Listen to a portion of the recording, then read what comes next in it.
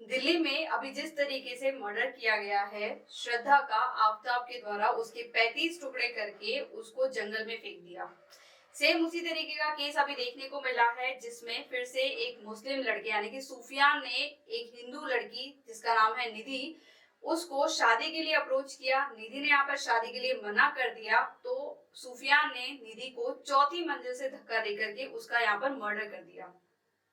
ये दोनों स्टोरीज लगभग सेम ही है, क्योंकि यहाँ पर श्रद्धा आफताब से शादी करना चाहती थी, आफताब शादी नहीं करना चाहता था, जिसके बाद में आफताब ने श्रद्धा का मर्डर कर दिया। क्यों? क्योंकि श्रद्धा शादी करना चाहती थी। इस केस में हुआ ये है कि आप जो है सूफियान शादी करना चाहता था निधि से, वो भी उसका धर्म परिवर्तन करवा करके, लेकिन निधि उससे शादी नहीं करना चाहती थी और सूफियान उस पर लगातार शादी का दबाव बना रहा था। और जब उसने मना किया तो यहाँ पर सूफियान ने निधि को चौथी मंजिल से धक्का देकर के निधि का यहाँ पर मर्डर कर दिया।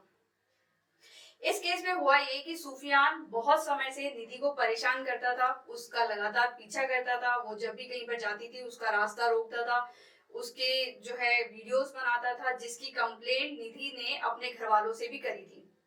निधि के घर वाले बहुत बार, कम से कम भी 3 से 4 बार ये जो है सूफियान के घर पर जाकर के उसे समझाने की भी कोशिश करी कि मेरी बेटी जो है तुमसे शादी नहीं करना चाहती है, तुम उसका पीछा करना छोड़ दो।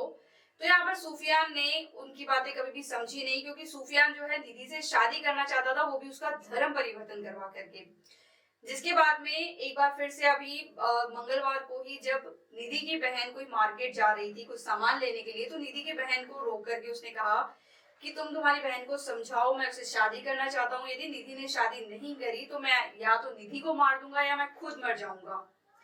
इसके साथ ही मेरे पास में बहुत सारे वीडियोस हैं जो मैं वायरल कर दूंगा। जिसके बाद में निधि की बहन घर पर आती है और निधि को और उसकी मम्मी को सारी बातें बताई उसने। तो एक बार फिर से निधि की फैमिली और निधि और उसके मामा, साथ में उनके मामा भी थे, जो है सूफियान के घर पर गए सूफियान को समझाने के लिए। लेकिन यहाँ पर सूफियान नीचे लड़ाई झगड़ा करता है और लड़ाई झगड़े के दौरान सूफियान ने ये कहा कि मैं तुम्हारे मामा को मार डालूंगा।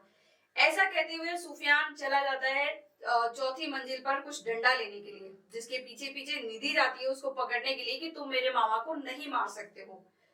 जिसके बाद में सभी घर वाले उसके पीछे पीछे भागते हैं, लेकिन तब तक ही एक आवाज आती है और ऊपर से चौथी मंजिल से जो है यहाँ पर निधि को सूफियान ने जो है फेंक देता है। थोड़ी देर बाद में जब नीचे जाकर के देखा तो निधि जो है नीचे पड़ी हुई मिलती है और उसको ले जाकर के ट्रोमा सेंटर जो है एडमिट करवाया जाता है, जहां पर इसके साथ में जो है सूफियान भी होता है उस एम्बुलेंस में उसको निधि को हॉस्पिटल पहुंचाने के समय पर।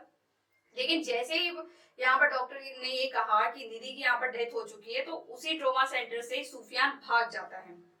ये जो घटना है ये मंगलवार की घटना है। उसके बाद में सूफियान पर 25,000 रुपए का पुलिस ने इनाम भी रखा था, क्योंकि ये भाग चुका था, ये फरार हो चुका था। जिसके बाद में लखनऊ पुलिस ने इसको शुक्रवार को ही सूफियान को अरेस्ट किया है। यहाँ पर उसे जो है मुठभेड़ में कुछ गोलियां भी लगी थी, जिसकी वजह से इसकी हालत अभी गंभीर बताई जा रही है और ये साथ में एडमिट भी है।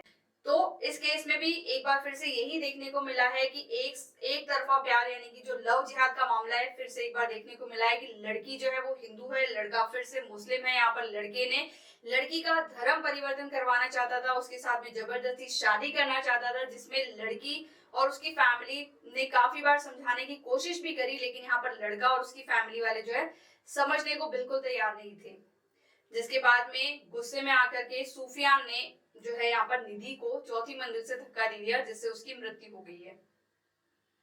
तो एक बार फिर से ये लव जिहाद का ऐसा एंगल देखने को मिला है। इन दोनों स्टोरीज में सिर्फ इतना ही डिफरेंस है, जैसे मैंने बताया कि यहाँ पर लड़की शादी करना चाहती थी तो यहाँ पर लड़के ने यहाँ पर उसका मर्डर कर दिया। यहाँ पर लड़की जो है शादी नहीं करना चाहती थी, इस वजह से यहाँ पर सूफियान ने निधि का मर्डर कर दिया।